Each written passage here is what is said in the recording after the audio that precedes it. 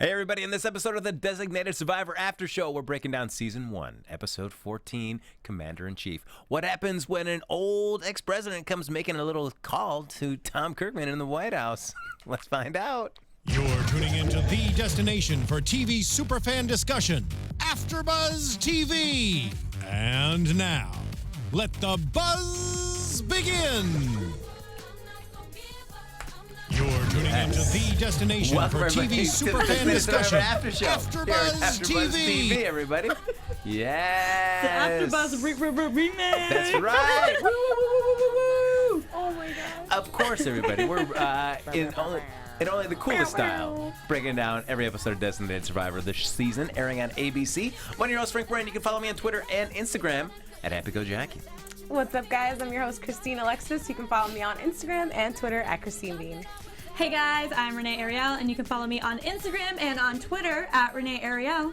And our fourth member of the party, the only MC, Mr. Michael Klaus, he decided he wanted to jet home and visit some family, so he is not here, which actually is a plus because usually Michael Klaus, he loves his Oreos. More Oreos for us. That's Sometimes right. too much. No, there you go. So finally, we get to have our full supply of Oreos this time.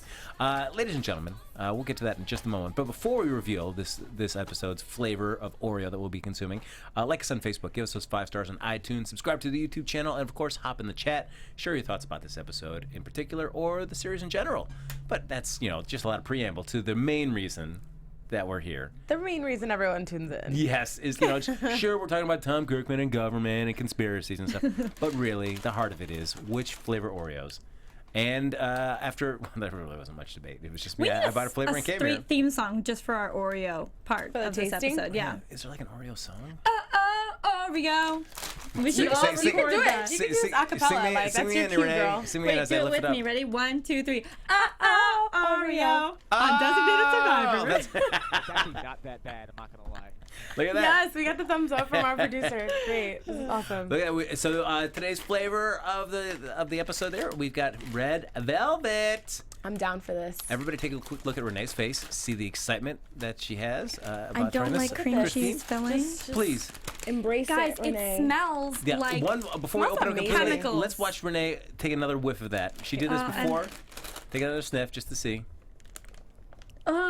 You know what it smells like? Like too much cupcake. Like it smells like someone has a cupcake, like, we got this cupcake and this cupcake, and then they put it all in there. Frank, I don't think we need that kind of negativity in our lives we're right talking now. about it. Should I also go with Michael? That's right. Okay. Oh, let's break this seal. All right. It just looks like old Oreos. Like it looks like the wrong colored Oreo. No. Come on now, Renee. Let's Does go. it look like an Oreo that's been like sitting out in the sun for too long? It's got a little faded with time. Yeah. Come here, stupid Oreo. I like taking the one that's really, let's take. New row, new problems, am I right? I think this is actually a good time for a little sugar rush since we all have like the Yeah, giggles we all- right now. That's right. Ooh, That'll there we go. help. Okay, Yeah. All right, now, one. Josh has got one in the booth as well. So, Josh, are you eating this with us? I am ready, let's do this. Love Yes, it. All right, here we let's go. do it. 1, 2, 3.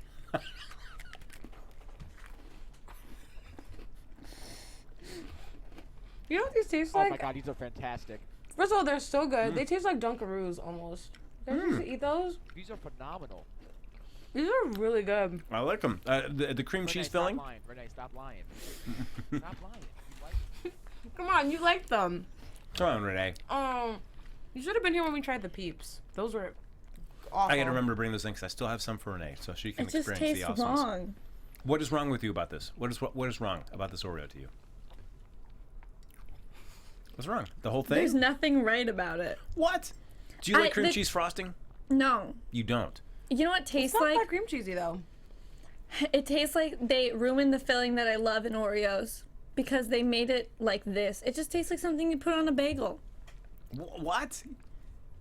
That's what I associate with cream cheese. Really sweet cream cheese on a bagel. Yeah. I think I'm gonna have another. Yeah. Like, legitimately, this is so good. I really, oh my god, it has that aftertaste that's like, it's like chemicals. I mean, I understand that Oreos have a lot of chemicals in them to begin with, but guys, like, it hides it because of my childhood. Like, I grew up on Oreos, and so eventually you just, stop caring, stop thinking about it. Ignorance is bliss. But this, like, I feel all of the problems in this Oreo. in my heart. Well, that's disappointing. Wow. It feels I'm like a gonna go breakup. to the real fan. I'm gonna go to Christine. So 3 weeks in, where does Red Velvet fall on the list? Oof. Okay. If you're thinking like, I don't know. I don't think I've had enough yet to make that call. Okay, well, all right. Because the lemon ones I felt were the best because you could have multiple ones in one sitting. Yes.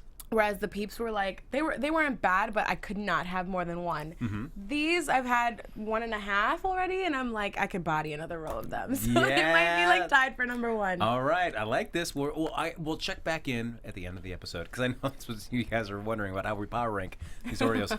Renee, I feel like everything's at the bottom for you so far. Everything's at the bottom, but you know what Drake once said? Started from the bottom. Now, hopefully, eventually, we will get somewhere else. Right? Well, There has to be one other Oreo out there that's good. Well, we have an idea of what next week's Oreo can be. I So, wonder what. I think Christine right now. We're jogging around, we're tossing around the idea of mint. Yes. Jogging around the idea. Just tossing Jogging around. I don't know it. where jogging came from. Tossing. Whatever. We exercise a lot, so that's There you go. For all these Oreos, we need to. All right, so we've talking lots about Oreos, our hot Oreo moment. I think it's sweeping the internet. Our Yeah. discussion Yeah. about Oreos. Yeah, for Shout sure. out to our fans. Thank you so much for weighing in on Twitter. Thank you, Clue Girl. Yeah. She said, I agree with Renee. Thank you. Oh my God, Steven, thank you. Yes, OG Oreos, you guys are the best. Okay, I totally agree. We did vote OG Oreos, but Yeah. you gotta mix it up. You guys should have me come in one day to surprise you for what I'll bring in. Oh, what it's going to be? No. No surprise Boo-boo. there. I'll bring in the next one. I wonder what it'll taste like. We still got peanut butter birthday cake, as was mentioned Oh, in I the can't chat. do peanut butter. I'm Birthday cake's allergic. disgusting. Are you? You guys can try that one, but I can't. Oh no. Okay, well then we'll shy away from that because that's no fun if you can't try it. All right, I didn't realize you were allergic. Wow. I am like deathly allergic. But even peanut butter, because how much peanut butter is really in that? But that's something we shouldn't gamble with. Yeah, I'm not gonna. All right. You guys do not want to see me go into anaphylactic shock. Well, don't say Or that. does he? The way he says that? You have an EpiPen with you, right? Not right now, no. Okay, well when we prepare. She's at her most vulnerable There you right go. now. Because I would love to give you an EpiPen right in the leg. That would be great. No, what a great way for this designated after show. Oh my god. All right, let's hop into the episode. Commander in Chief, what'd you guys think, just in general, before we dive into it? Renee, you did not seem thrilled. This is the expression on Renee's face is pretty much the expression she had as we watched the episode. I just don't. What was my reaction the whole time he was on? Why? What? Excuse But me? why? What? Okay, here's the thing. If they went all like, ooh, he's sleeping, it's a dream, I would have been a little more accepting. I still would have thought it was a stretch for what the show is and the show's vibes, but I felt that it was so odd to have like the old president side by side with Tom Kirkman as they problem solve together the whole episode. Well, I felt like he kept on hitting that nail on the head about you didn't ask for this. You were dealt a bad deck of cards. We all know gotta- that though. Yeah. I gotta say, I think President Moss gave him more shit than we have about being like a shitty Yes. character on the show. But I actually didn't mind that as much. I kind of was not thrilled at the pace of the show. I felt like last week there was so much like drama and suspense, and then all of a sudden this episode was just like, we got answers, and then it just like was very dull. Like for me, it just kind of fell flat. Yeah, it seemed like I guess the crux of the episode was like, how does Tom still manage to be president while you have a former beloved president standing there right next to you, kind of who's already been a harsh critic of him. Yeah. Because I do like when the president first comes in and he meets Tom, like Tom starts fanboying out. He's sitting there on the couch and he's all like, "Oh yeah, I'm a big fan. I love you. I love you. Please tell me exactly how great I am." And then he says, "You wouldn't want to hear what I got to say because it wasn't good."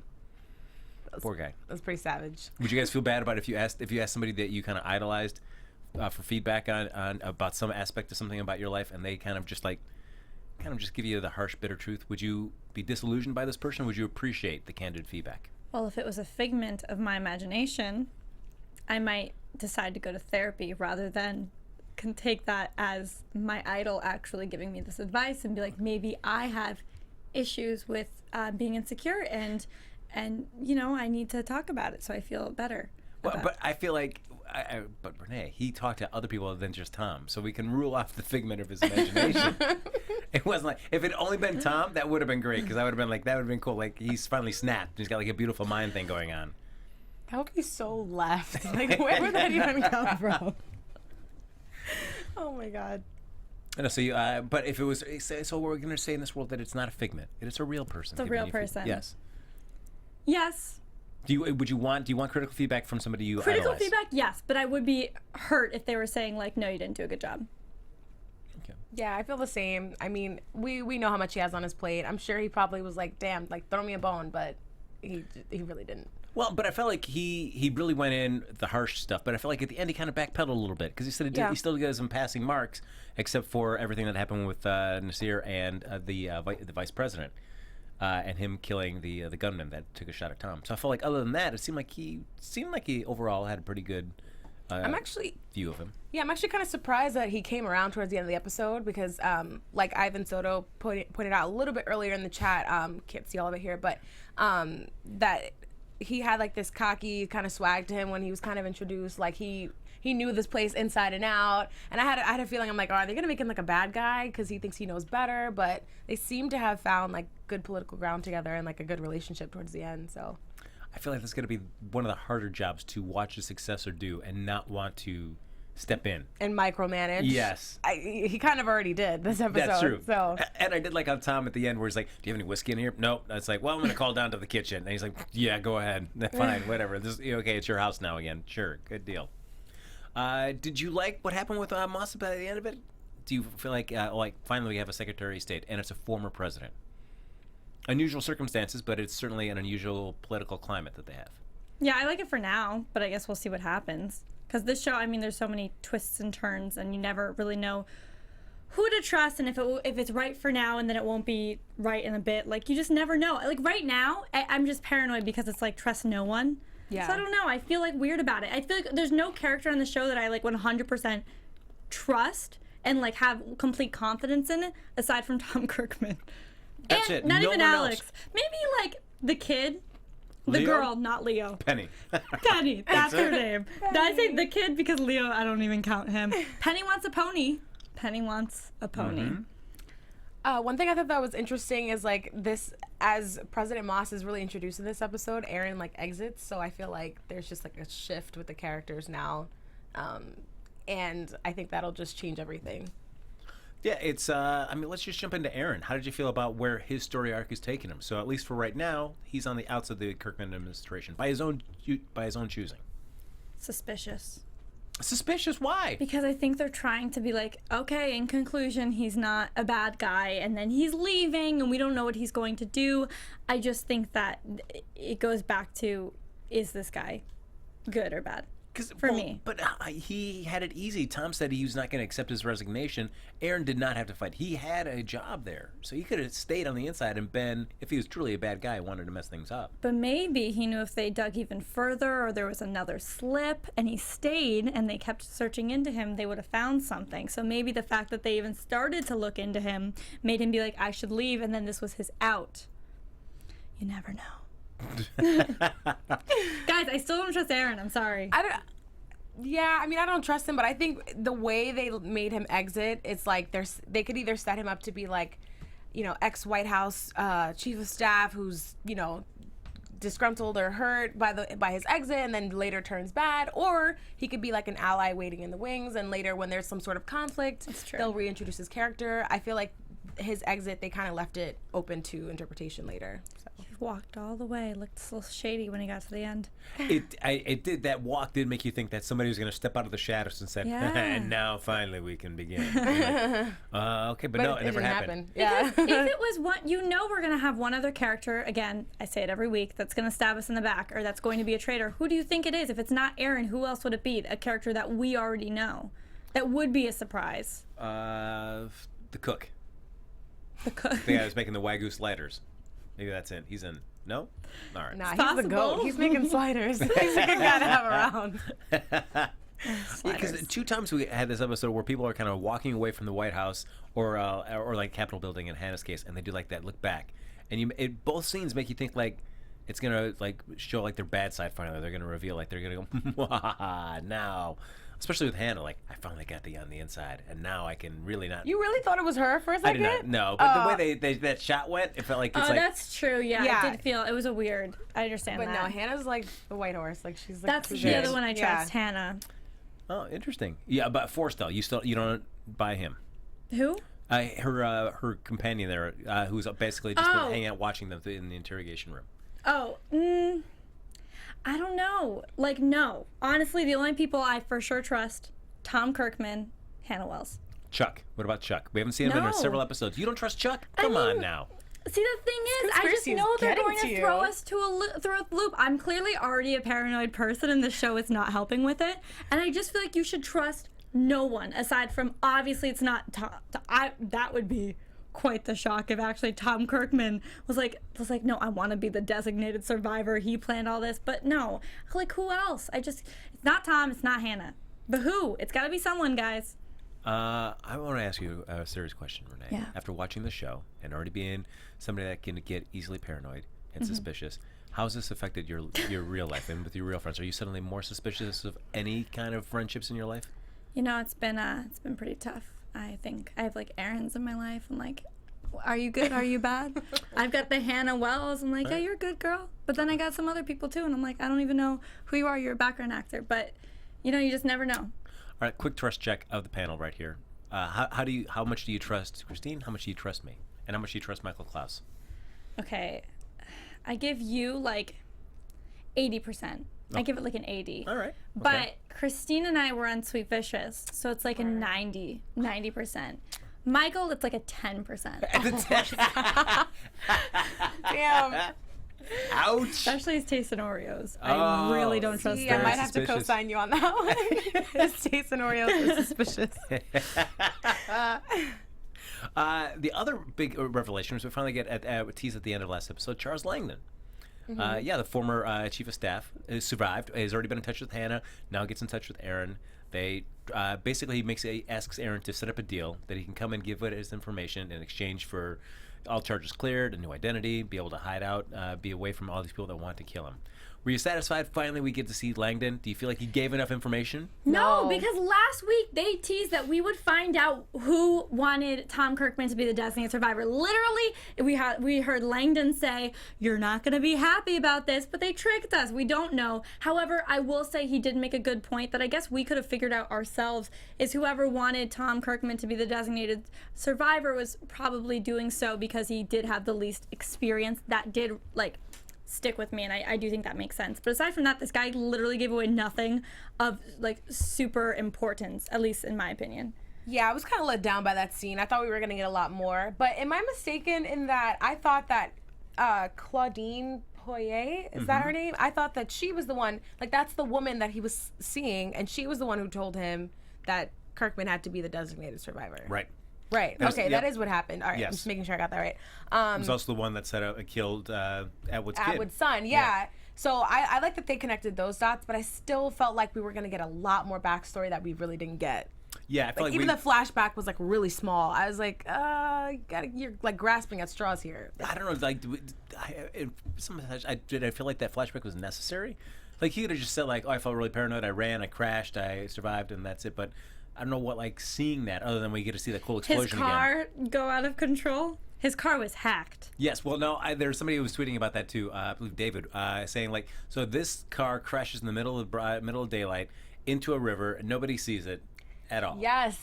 Who was that who tweeted us earlier? Yeah. I gotta give them good credit Yes. for that. Because at first I didn't get it. And now after watching the episode, I'm like, dude, I totally feel you. Well, especially because there's a huge hole in that bridge right now, so everybody's like, oh yeah. Yeah. The fact that nobody went into the river to say maybe look, yeah. is someone in here? Also, because as soon as they recanted that story to Kirkman and he didn't believe it, he's like, well, they found the car in the water. It's like, did they just go look for it? Like, this Yes. crash happened a while ago. How was that not reported? No one thought to connect those dots. Yeah, I would think all You right, know? there's a big crash in the bridge, but probably more likely not. It seems like Maybe a car it was went a through. car that, maybe it's now in the water. I don't know. But maybe we shouldn't look for a long time. Let's just wait till spring, guys. Let this thing Had a long thaw. day. David Skidmore at Yes. Sycamore Skid. Good call on that one. Yeah, so I'm like, oh, all right. So he goes in hiding. Now, he does express to Tom, you don't realize how scary it was to be in the White House, one of the most secure places in the world.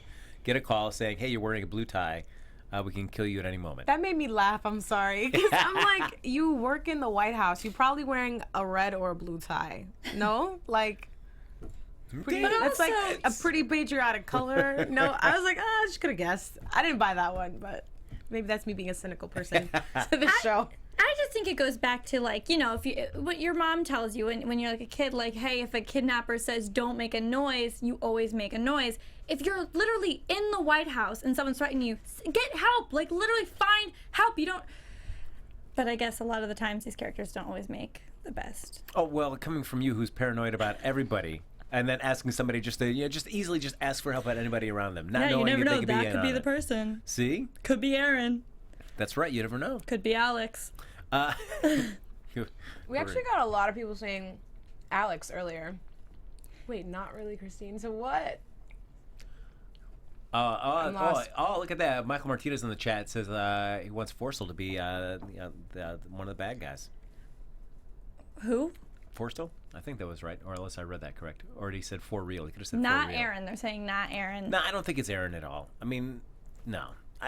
The fact that he walked away from Kirkman, I feel like, no, because he had such an easy in to stay there. If he was really... But that's to trick us. I feel like that's to trick us as an audience, and there's more to it. But why make it harder for them to launch this conspiracy? They already failed an assassination, so they want to try to make this as easy as possible. Why do this convoluted route when Tom, at this point, has zero suspicions on Aaron? He feels like he's cleared, wants him to have this job back, apologizes to him, says, I'm not going to accept your resignation. There's no way that Aaron, if he was a bad guy, would walk away from that job. Well, Maybe he would if because President Moss is now there, so that's even more eyes on him. Someone else to- someone with a lot of insight who could possibly get catch onto his trail. But still, no way, because Aaron fought too hard against all this stuff. I feel like Aaron he basically got railroaded in this.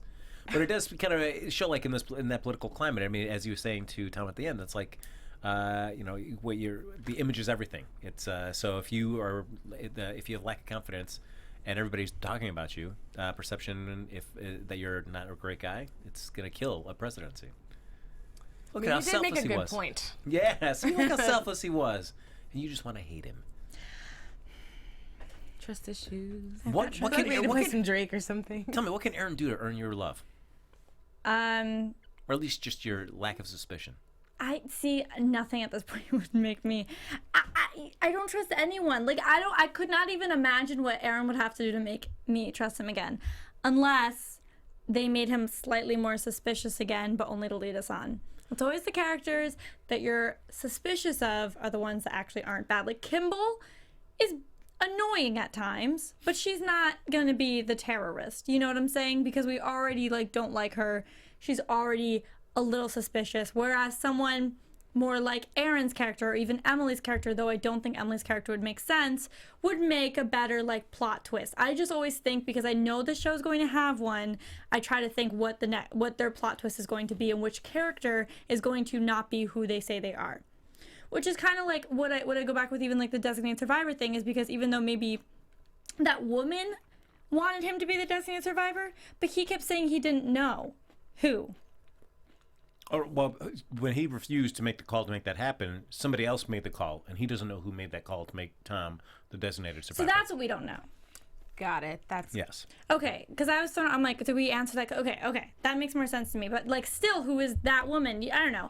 I just feel like they're not going to keep introducing new characters on the show. I mean, actually, they may, but I feel like some of the bad characters are on the show already. And we can't overlook everyone, because everyone's going to appear to be good, because to get away with something like this, you have to appear to be good. You have to blend in. You're not going to be like the ha ha ha ha person, evil laughing in the corner. You're going to be the guy that everyone's like, oh, hey, what's up? That's what I thought was maybe Mike, because they're making us like him so much. Yeah, but his role is not as prominent as Yet. everyone else. Yeah, look at him. Yes. This he just stood in the background and said, yes, Yeah, Mr. he was President. barely in this episode, but last episode he was in it more. He was talking to Alex. Yeah, and now that he's kind of basically Hannah's handler for Kirkman, I'm sure we're going to be seeing a lot more of him. All right, just because I'm obsessed with this, who you trust, because you seem to trust no one. What about Seth? There's been nothing that Seth has done to make you think that he's not trustworthy. I don't super trust him. I trust him my enough. God. I don't think. Seth is like. Who do you guys not trust? That might be a shorter list for you guys.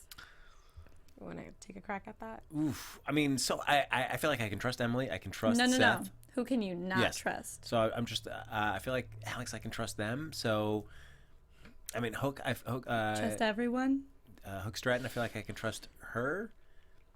I would feel like the only one that I'm still, and I want to I think Forrestal could be the tipping point, but I'm not sure. I still think he's probably going to edge out on the side of good. So far, out of the main characters, there's nobody that I don't trust right now. Is there anybody that you don't trust?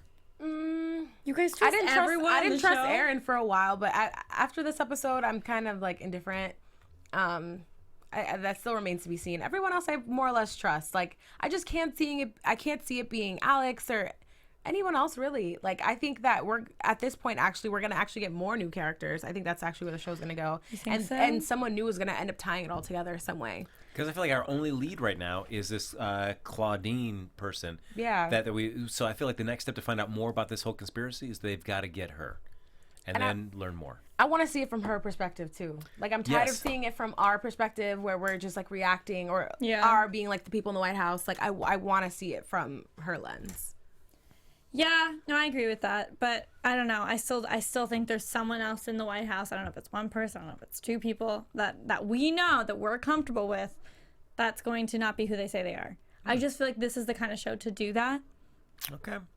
Now, speaking of reacting, that's one big thing that Moss tells Tom this episode is that you're just reacting. You're not leading. Yes. Because you've been so obsessed with everything else, you haven't focused on just leading the country. Do you agree? Do you feel like Tom has been so much consumed about this conspiracy, he's forgotten I really need to lead these people?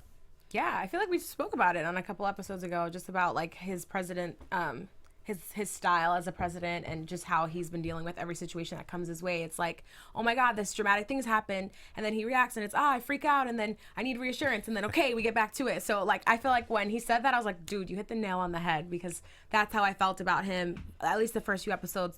Now I think he's gotten a little bit stronger. His character has developed. I think he's still like, he's now at a point where he can make decisions on his own, but I still feel like he's reacting. Like the fact that at the end of that scene in the Situation Room where he made that executive decision to go ahead and take out those bridges and kind of contain the situation, I was like, there you go. That is being proactive. Like, that is taking the next step, and I love that. Yeah, and a way to not kind of step against what he stands for. Right. Because certainly Moss is like, hey, yeah, trade on this really good guy image that you've got and get the Americans back and then just kill this guy. I love that he called that out specifically too, like play into what people think about you already. Yeah. That was like the smartest thing. I don't know. For me, every scene with Moss, I don't know, guys. It just honestly. Do you not trust Moss either? I trust Moss. It just their whole scene. It just felt very much like this is like just Tom talking to Tom. Like for me, it just felt like something that he would realize in like a dream. Every scene with them, I get Moss. Moss is very wise. But like everything that he said, we kind of already knew, aside from like the planning. But like everything that he said about Tom, we already knew about Tom. And it just, I don't know, their dynamic just felt so weird to me. Like, it just didn't feel, like, real. But think about it. Even though we all knew those things and felt those things, I don't think anybody in his immediate circle was actually telling him those things. No, 100% you know what I mean? no. But so I think it was necessary for him to tell him that because Seth is going to give a positive spin. Aaron and Emily are going to be encouraging. They can be brutally honest at times, but for the most part, they're not as critical, I think, as Moss was. I think coming from someone who's done it, and who literally was in his shoes, I think that spoke volumes to hear it from him. It's true. I don't know. Their scenes, I couldn't get past. It was just side by side the whole time of him just spreading all this wisdom. It made sense, but that was literally the whole, like, that was them the whole episode. That's why I can't get past it. Well, there was that one scene where they finally have dinner with him and Alex and Moss. Yeah. And Alex brings up this one person for the Secretary of the Interior and just about, like, oh, he's unpredictable.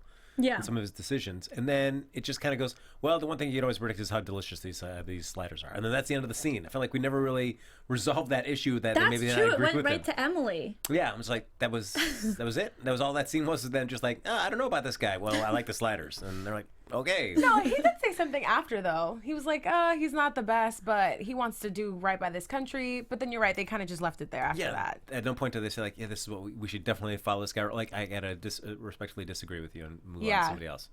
So I had no idea. But the sliders, guys, you got to get the sliders. I'm so hungry now. I was, like, that's the thing. I legitimately- remember they said that, and then I got hungry, but then Emily was just eating chips, and I'm like, oh, man, I wanted to see those sliders.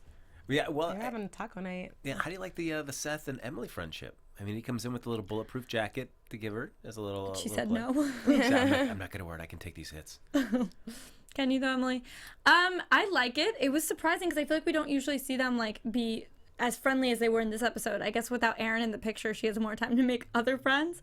It was nice, though. I liked their dynamic. It wasn't weird for me. It just felt natural. Yeah, I have to agree. I kind of don't want it to go the romantic route. I hope they don't go that way. Like, please don't. That would just be so off. I like their friendship, though. How much did you want at the end of the episode when Aaron decides he's going to resign and he's going to walk away, that he and Emily have that little talk at the end that was like, Emily was like, I guess I'll date you now that I know you're clean. I was actually surprised at how icy she was. She kind of was just like, and like kept it pushing, like super tight-lipped, like church smile. You don't want to like go to somebody. It's like, okay. I thought she would have given him like the dreamy eye, like, like we should still talk, but it didn't happen. KIT, bye. KIT? Do you really say that? No. That's right. KIT, guys. KIT. I'm going to try to say this. I'm sorry, that was great. That's like what people write in your like middle school yearbook. That's right. Like KIT. Don't ever change. That's what it felt like a cold yearbook signing. She was standing so far away from him. What I don't understand though is because if you think about it, they literally stopped seeing each other because she thought he was part of this terrorist group, or she thought that he betrayed them. But he didn't, so why was it so cold? I feel like she never even really like apologized. She didn't. She wasn't like, hey, sorry, like I all of a sudden skipped out on all of our dates and kind of backed away and stopped calling you and nothing. Yeah. I thought you were a terrorist. She ghosted him, like politically. She Honestly, she just ghosted him so bad. And never it was came like, back. It's part of the investigation. Like, I feel like even Kirkman did a better job at being like, my bad, bro. Emily was so icy. I'm telling you, she was just like, She was. well, I got your job now, so I'm not gonna like be that sad, Bye. See you later. But you can see that line. It's like, I'll try to do as good as you. No, you'll do better. Like, all right. So cool. That was not Aaron. Well, he has feelings for her. He's like, oh, you'll do better. I miss you. He's keeping a torch for her. So the big part of this episode, too, in addition to having Moss back, is that there's this dilemma in this foreign country, Naruba, where this warlord he is basically almost leading to genocide. I think it's Naruba. I swear I wrote Aruba everywhere, and I was like, why are they saying Naruba? Africa? I just put that in there. Don't worry. I know you did. That's so funny. Where it's almost like a pretty much genocide against these people. And so Tom had worked there during the Peace Corps. And so like back when I was there about 25 years ago, very peaceful people, very loving. We got to do something to stop this from happening. And things don't go exactly to plan because they have some Americans, 15 of them, that showed up there without registering with the American embassy. They just kind of showed up just to help out without telling anybody. I always feel those are the dumbest people. Yeah. Why would you go someplace and not just give a heads up? Always register with the embassy. Just give a heads up. What if guys. they never found out? Like, yeah, not good. So because it kind of bites everybody on the butt on this one since they didn't do that. But the warlord, smart enough, sees them and says, you know what, I'm just going to keep them close to me. So if they decide to retaliate, you can't because there's 15 Americans here. Do you agree with, I mean, of course, as a president, your first priority, even though it's 100,000 people compared to 15 Americans, do you feel like, as always, your citizens take priority? I was actually surprised that wasn't his first answer, because it seemed like President Moss had to talk him into leveraging those lives. Because at first he was like, well, it's a lot of lives, and he's like, well, your commitment is to your American people. They're on that soil. And I thought it was interesting that he didn't try to go that route first and be like, well, we need to save them at all costs. True, because I feel like maybe Tom's being colored by his perception of spending time there. Yeah. And knowing those people, that he feels like, I've got to do everything I can to help these people. yeah, it's not like a president's point of view. He wasn't thinking on like behalf of his people. He was thinking on behalf of like just Tom Kirkman and trying to do, overall, the best. Yeah. Mm-hmm. Yeah, and I did like Boss saying, like, it's not a fantastic job at times. You have this power over who lives and who dies, and it's not always a great responsibility to have. It's a tough one. And certainly that's the moment where you can see where Moss does help out a lot, because he has those connections and he knows this intel about Zimbabwe having money, about $7 million that this warlord wants. So it's like, if you lift these sanctions, then they'll get that money to him and we can get the hostages, kind of like a three-way deal. A kind of way to get around with that. We don't negotiate directly with terrorists, but you kind of just make a deal to still get what you want without fully coming out to everybody and say, like, yeah, we negotiated directly with this guy. Yeah, I feel like that's a good thing. At least that's something that Moss was able to bring to the table that Kirkman Wouldn't have. Yeah. Yeah. No, I think so as well. I also liked just that moment that Kirkman figured out how to get like around the deal he made with him. Yes. That I really liked seeing because I feel like that was one of the few times we see Kirkman take lead without someone being like, how about this idea? Like he was like, wait a second, and he thought of that, which I felt was a good moment for him. Especially after like kind of being guided like throughout the whole episode. It was nice seeing him like take control. Yeah, and he kind of played into his own strengths. I think he said like he was to work for HUD, and like that's the kind of he had that kind of insight. So I did like that he had to give his credentials again to the general. It's like, my background's in this. Like, we know, sir. We know all about where you came from. They're like, oh, okay, all right. And just in case you guys didn't know. And then we see Alex back. Were you guys happy to see her back this episode so quickly after she left? Yeah, I was also very happy not to see Leo. Well, we can. Of course we can. Because he's in Camp David just hanging out. He's going to grow as a person during this experience. I know, this was great. Like, it's like a vacation. But we still kind of get to hear about Penny. Leo's like, but Penny wants a pony. And she made more pictures for Tom as well. I feel like Penny's going to reappear like episode 17. She's going to be a grown-ass woman or something. Like, so much time is going to pass. Yeah, no, it was cute that she was back. Kirkman missed his main squeeze. And I like Alex's character a lot. I like seeing her. But enough to trust her? No.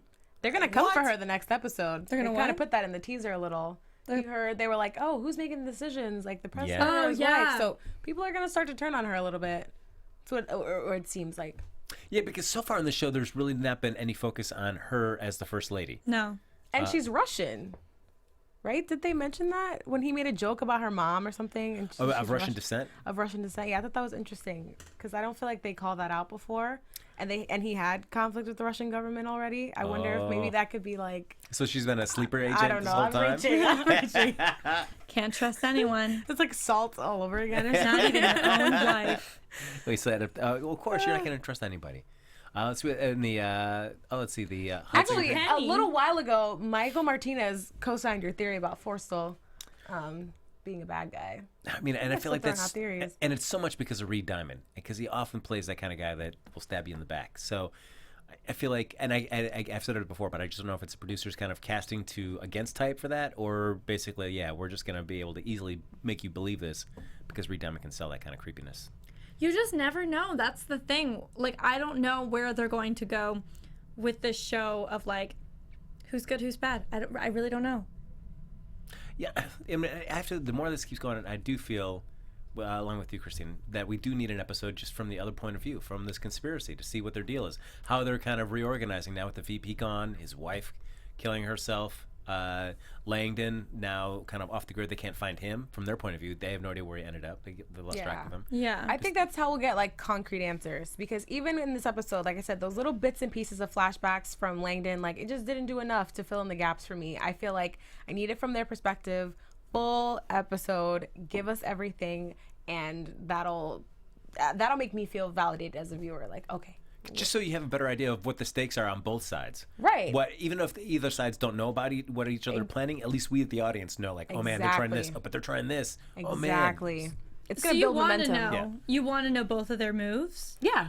Because at this point, because I know it's like a conspiracy theory show, but like at this point, it started to just spiral a little too much for me, and we're only seeing it from one side. It's kind of hard to like get a bigger idea of what's going on. Just like what's going on. What's the real purpose behind all of this? Are we just going to keep reacting to little bits and pieces, or are we going to get more of a story and just driving points to keep going and like keep thinking of other things? At this point, I'm I'm thinking about, I was trying to think about what my predictions would be, and I'm like, I don't even know. Like, where's this? What are we supposed to be looking forward to, per se?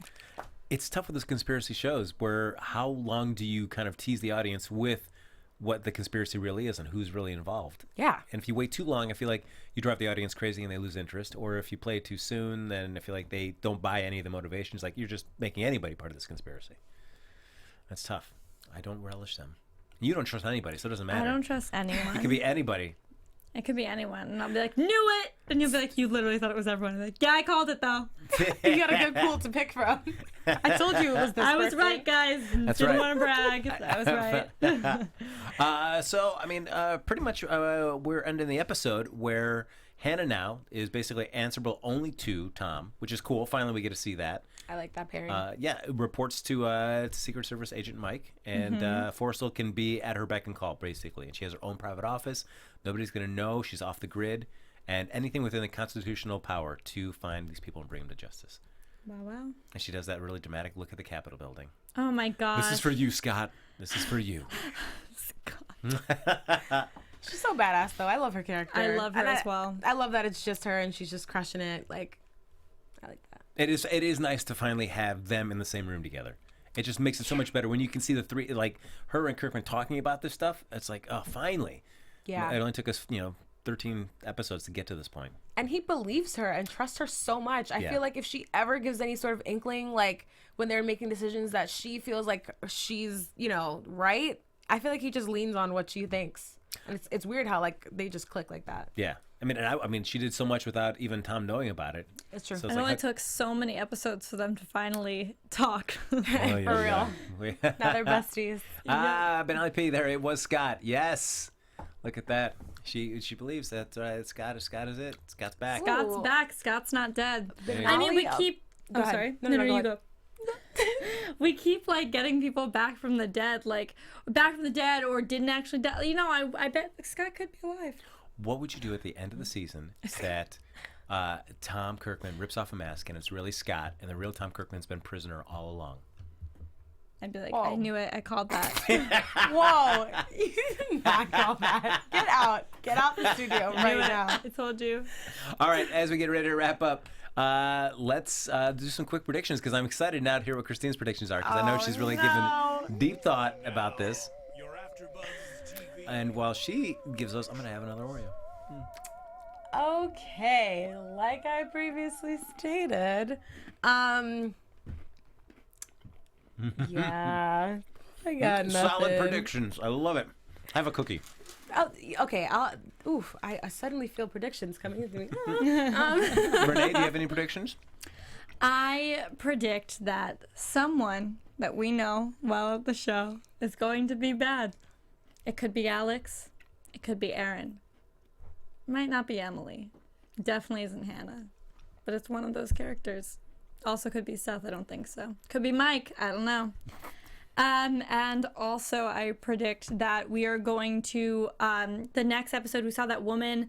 I don't even remember if I don't think we even got her name, but she's the one that was on Desperate Housewives. She's the redhead, the scary woman that kidnapped Claudine.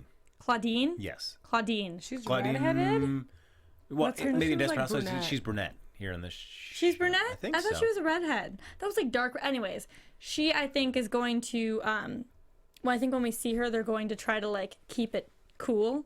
And we're going to see her as like her, I don't know though, because who aside from Hannah and who else saw her? Who else knows what she looks like? Atwood. Besides Atwood, because Atwood's the one that dealt with her. Yeah, we didn't see. And we don't Atwood even at all. see Atwood in this, right now when he's going through all this. No one else though, right? No. Just Hannah knows? Yep. Okay, so I think then we're not going to get Hannah. And Kirkman. He knows what she looks like. Kirkman knows what she looks like? Oh, because of The yeah, photo. yeah, yeah. So I think, but she doesn't know that Kirkman knows. So I think they're going to play it really cool when they see her and see what she's like when she's like playing good. And So is she going to be joining the administration now or working with Kimball? Because like I couldn't tell from that teaser where Kimball was talking to somebody. I thought it and was like, Aaron. I felt like it was for me. Aaron. Oh, it was Aaron, right? Yeah. Okay, because Back in. we saw that lady kind of like walking into a scene. Like it was just cut so weird. I couldn't tell like That what was that happening. promo was really weird. Like with the days counting down, I'm like, to what Yeah. day? I don't understand what's happening with this. Yeah, he said something about resetting his first 100 days, Yeah. but I'm like, so are we starting from like one? Like I don't, I can't count. I don't Yeah, know. I mean, I don't know if this is an episode where we do a lot of time jumps and we're covering over the course of the 100 days various points, They which might do actually would be that. kind of cool if you that's a good way to kind of fast forward the plot and actually to kind of get away. Like we've been looking for this Claudine person for months and months and months and months, for like weeks and weeks. Yeah. You can get through the 100 days and then we could find her. And that way, if they, throw a bunch of intel in there, it's like, okay, well, we know you've been looking through this for months now. It's not like you just all of a sudden find all the answers. Because sometimes, they rush whatever information they find. I'm like, how did you get to that conclusion just yet? So that would actually be really good to show some gap of time. And actually, now I do have a prediction. Oh, all right. A little late prediction nothing, entry. Nothing revolutionary, but AfterBuzz TV predictions.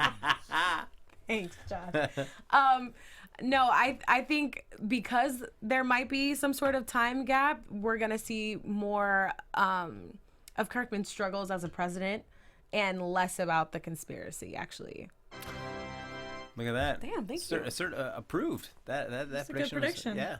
yeah. Look at that. They might try and derail us for a little bit. I mean, Which wouldn't be bad. I wouldn't mind just seeing like the business of trying to govern for a little bit. Since he made that big proclamation, it's like I got to lead these people. That's why I feel like them introducing that character, kind of getting rid of Aaron, and then McLeisha's already out. Like I feel like they're slowly kind of moving away from that larger conspiracy. Like we still have more to find out, but I don't think they're gonna harp on it as much as like last episode where it was so dramatic and it was all about like figuring that out. Yeah. They gave us some sort of answer now, so maybe they'll try and move away from that and like shock us again later when, you know, there's a new revelation about the conspiracy. I like it, man. I like the way. Look at that. That Oreo. She didn't even need the Oreo. She had that inspiration. Just you could smell it from Look the at that. All notebook. right. So, as we're getting ready to wrap up, real quick, I know we touched at the beginning. You felt like you couldn't really comment until the end. How does this rank up? Does it have that eatability better than the lemons or no? Damn, I gotta say, the lemons. Lemons Over this number one? still. Oof, man. All right. We're going to have to part ways here on this one. Oh, yeah, this one's number one for you. This is number one for me, right here. Yes. No, it's it's a close second. I This don't is know. easily number one. Yes. Thank you, Okay, Josh. listen, people No. who are watching, they don't know that I actually have these Oreos after the show. This is easily number one. It's not even close. There you go. It's Look at not that. even close. Oh, you Josh, I guys. get It's you. really I sweet. get you. I see And you, your Josh. taste in Oreos. All right, ladies and gentlemen, that is going to do it for this episode of the Designated Survivor After Show. Everybody, thanks so much for hopping in the chat. Ivan Soto, Michael Martinez, so many more other people. Thanks for chiming in. I really appreciate you commenting and sharing your thoughts about this episode. It makes it a lot of fun for us to do it as well. But the fun doesn't stop here. It just gets started. You can like us on Facebook, give us those 5 stars on iTunes, subscribe to the YouTube channel, and thanks again for everybody for hopping in the chat. And if you want to talk to any of us, even after the show's over, yell at Renee about her trust issues. Convince Christine that your red velvet cookies are actually better than lemon. Renee, where can they find you? You guys can follow me at Renee Ariel on Instagram and on Twitter. And you guys can follow me at Christine Bean on Instagram and Twitter. You can follow me on Twitter and Instagram at HappyGoJackie. Feel free to tweet Michael Klass at the Only MC. Let him know how much what he missed this episode. These sweet, delicious red velvet cookies. True. There you go. And we'll see you next week, folks, for another edition and another box of Oreos right here on the Designated Survivor After Show on AfterBuzz TV. From executive producers Maria Menounos, Kevin Undergaro, Phil Svitek, and the entire AfterBuzz TV staff, we would like to thank you for listening to the AfterBuzz TV network. To watch or listen to other after shows and post comments or questions, be sure to visit AfterBuzzTV.com. I'm Sir Richard Wentworth, and this has been a presentation of AfterBuzz TV.